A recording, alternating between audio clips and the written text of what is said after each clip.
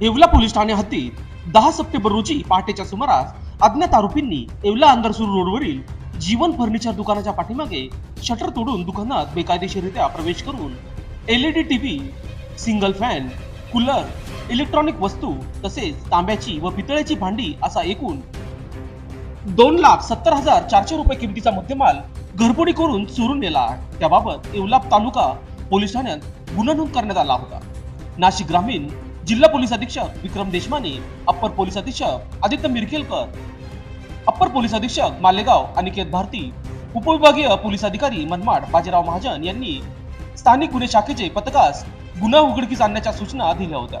त्याच अनुषंगाने स्थानिक गुन्हे शाखेचे पोलीस निरीक्षक राजू सुर्वे व येवला तालुका पोलीस ठाण्याचे पोलीस निरीक्षक संदीप मंडलिक यांची पथके सदर गुन्ह्याचा संयुक्त तपास करत होते.